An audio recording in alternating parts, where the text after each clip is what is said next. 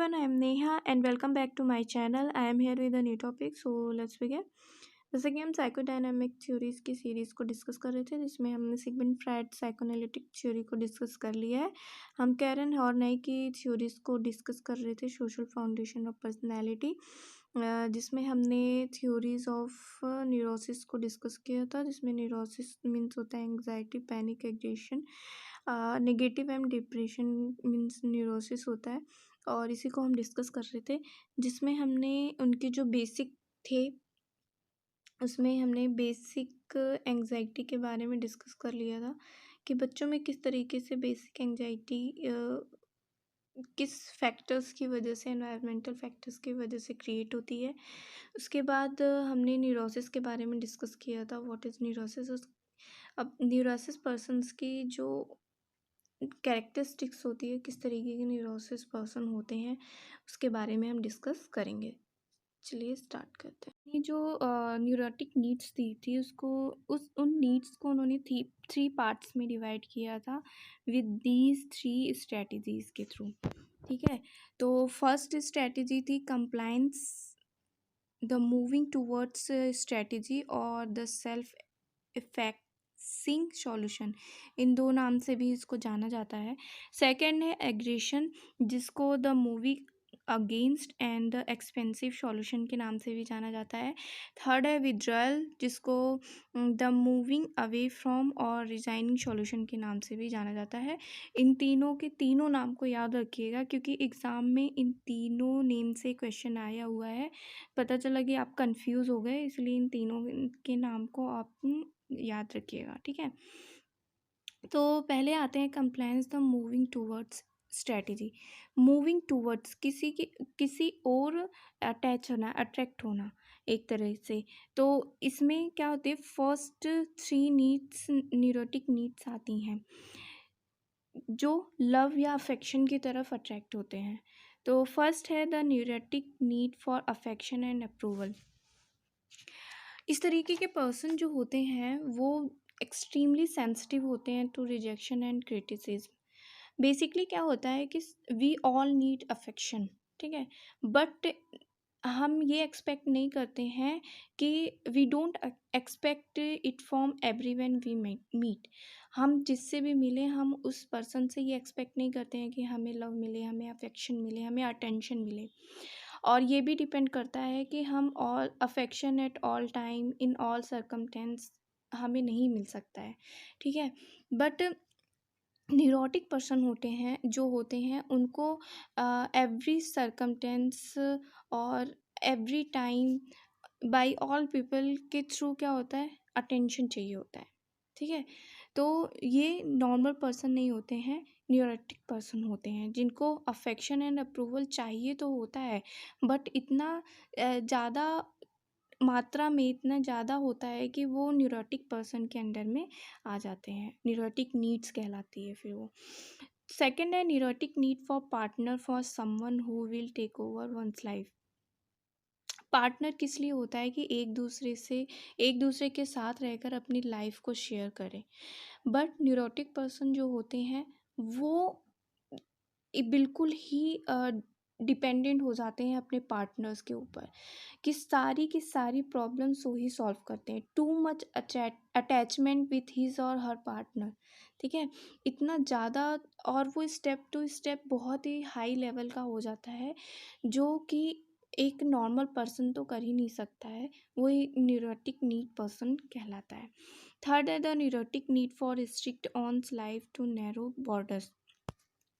जैसा कि मैंने बताया कि बहुत ज़्यादा अटैचमेंट हो जाता है, सारी प्रॉब्लम सॉल्व करते हैं उनके पार्टनर, इतना ज़्यादा अफेक्शन या फिर मूविंग टूवर्ड्स स्ट्रेटजी को यूज़ कर लेते हैं वो लोग।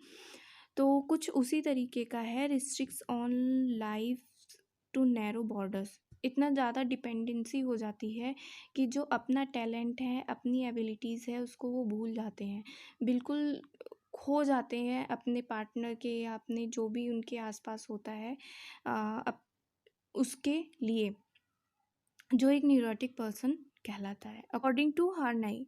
अब हम सेकंड आते हैं। सेकंड में ये 1 2 3 4 5 ये 5 न्यूरोटिक नीड्स आती हैं, जो एग्रेशन, द मूविंग अगेंस्ट, ठीक है, एग्रेशन में होता है और किसी चीज़ के अगेंस्ट में होता है, ठीक है। जैसे कि फर्स्ट है the neurotic need for power. Power के लिए वो इस तरीके के डोमिनेटिंग हो जाते हैं, दूसरों के लिए डोमिनेट पर्सन हो जाते हैं, लोगों को कंट्रोल करने लगते हैं। हम सभी लोग जानते हैं कि हमें पावर चाहिए, we all seek strength, but जो न्यूरोटिक पर्सन होते हैं बहुत ही ज़्यादा डेस्परेट हो जाते हैं। उनको दूसरों से कोई मतलब नहीं होता है, बस वो अगर उन्हें पावर, मनी, सेक्स चाहिए तो वो उसके लिए बिल्कुल ही बुरी तरीके से डेस्परेट हो जाते हैं। उनके फीलिंग्स, इमोशन से उन्हें कोई मतलब नहीं होता है। दैट मीन्स कि वो कंट्रोल करते हैं, डोमिनेट करते हैं लोगों को। फिफ्थ है the neurotic need of exploit others. दूसरों के साथ जुड़कर क्या हासिल किया जाए, मतलब अपने मतलब के लिए दूसरों के साथ जुड़ते हैं। और न्यूरोटिक पर्सन जो होते हैं need generally pride themselves on their ability to exploit other people, ठीक है। अब नेक्स्ट है, ये सारा एग्रेशन ही शो कर रहा है, इसीलिए ये हॉर्नेई ने इसको एग्रेशन के अंडर में डाला है, ठीक है। नेक्स्ट है the neurotic need for social recognition और प्रेस्टीज। इसको एक्सप्लेन करने की जरूरत नहीं है कि न्यूरोटिक पर्सन जो होते हैं वो सोशल रिकॉग्नाइजेशन तो सभी लोग चाहते हैं, बस इतना डेस्परेट हो जाते हैं इस चीज़ के लिए भी कि वो नॉर्मल नहीं कहलाते हैं, ठीक है, उसके लिए वो कुछ भी कर सकते हैं। नेक्स्ट है the neurotic need for personal admiration. Personal admiration में सभी we all need to be admire for in inner qualities as well as outer ones. We need to feel important and valued, but neurotic person more desperate for this. अब सबको remind कराते रहते हैं कि कोई नहीं जानता है कि मैं कितना जीनियस हूँ, मेरे अंदर रियल पावर है, मेरे अंदर इतना टैलेंट है। बेसिकली उनको क्या होता है कि एक फ़ियर होता है कि अनइम्पॉर्टेंट और मीनिंगलेस का, जिसकी वजह से वो सबको रिमाइंड कराते रहते हैं कि मेरे अंदर ये टैलेंट है, मैं बहुत कुछ कर सकता हूँ, जो कि एक पर्सनल एडमायरेशन के न्यूरोटिक पर्सन के अंदर आता है, ठीक है। अब the neurotic need for personal achievement. Personal achievement में they have to be number one at everything they do. जो भी कुछ करते हैं उसमें बिल्कुल डेस्परेटली नंबर वन होना चाहते हैं, चाहे वो कोई भी वर्क हो उनके लिए। तो उस टाइप के पर्सन भी न्यूरोटिक ही होते हैं। अब थर्ड आता है विड्रॉयल या फिर द मूविंग अवे फ्रॉम और रिजाइनिंग सॉल्यूशन। इसमें क्या होता है, the moving away, anti social होते हैं इस टाइप के लोग। Need to control, needs create hostility and anti social behaviour होता है इनका। The neurotic need for self sufficiency and independence. लोगों से कोई बातचीत नहीं, ज़्यादा मिलना जुलना नहीं होता है इनके लिए। रिफ्यूज़ हेल्प, ज़्यादा हेल्प लोगों से न मांगना। और जो रिलेशनशिप होते हैं, रिलेशनशिप में इतना लोन, बेसिकली इनको लोनर मेंटेलिटी का बोला जाता है, इसीलिए ये कोई रिलेशनशिप को कमिटमेंट नहीं करते हैं, अकेले ज़्यादा रहना पसंद करते हैं। तो जो ज़्यादा ही लोनर होता है उस वो नॉर्मल पर्सन नहीं होता है, अकॉर्डिंग टू हॉर्नी, जो कि न्यूरोटिक पर्सन कहलाता है, ठीक है। Neurotic need for perfection and unassailability, ठीक है। इसके अंदर में जो पर्सन होते हैं बेसिकली वो स्केयर्ड होते हैं किस चीज़ से, कि हमसे कोई गलती ना हो जाए, ठीक है, हम जो भी काम करें परफेक्ट करें अपनी लाइफ में। तो इस वजह से ये कंट्रोल करते हैं अपने आप को हर टाइम। हॉर्ने का कहना है कि हर पर्सन जो है वो परफेक्ट नहीं होता है, सब में कोई ना कोई कमी होती है। तो उस चीज़ को गिल्ट ना मानकर उससे एक्सपीरियंस लेकर चीज़ों को सीखने की कोशिश करनी चाहिए, एक्सपीरियंसेस करने चाहिए लाइफ में। यही लाइफ होती है। अगर वो चीज़ नहीं होती है, बहुत ही ज़्यादा डेस्परेट होते हैं परफेक्शन के लिए। अगर कोई भी चीज़ इधर से उधर हुई तो फिर उसके लिए न्यूरोटिक जैसे एंजाइटी डिप्रेशन जैसी प्रॉब्लम होती है। तो ये था हॉर्नाइका explain that the person will experience great anxiety if the need is not met.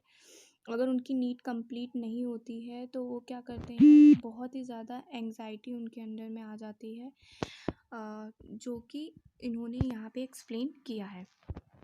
हॉर्नाई का जो आइडिया था वो एडलर के आइडिया से कुछ सिमिलर था, इसीलिए इन दोनों एडलर और हॉर्नाई ने क्या किया, एक ऑफिशियल स्कूल साइकाट्रिस्ट मेकअप किया इसको, और उन्होंने रेफ़र किया नियो फ्राइडियन और सोशल साइकोलॉजिस्ट के लिए। ठीक है, क्योंकि फ्राइड के ही थ्योरी पे क्रिटिसाइज़ करके इन्होंने इस थ्योरी को डेवलप किया था, इसलिए इसको नियो फ्राइडियन को रेफ़र किया, और इसीलिए इनकी थ्योरी को सोशल फाउंडेशन ऑफ पर्सनैलिटी भी कहा जाता है। अब नेक्स्ट वीडियो में हम थ्योरी ऑफ द सेल्फ के बारे में डिस्कस करेंगे। और मेरी वीडियो पसंद आई हो तो लाइक कीजिए, इस वीडियो को शेयर कीजिए, और आप अगर नए हैं तो मेरे चैनल को सब्सक्राइब कीजिए, और तब तक मेरी वीडियोस को भी देखते रहिए। Thanks for watching.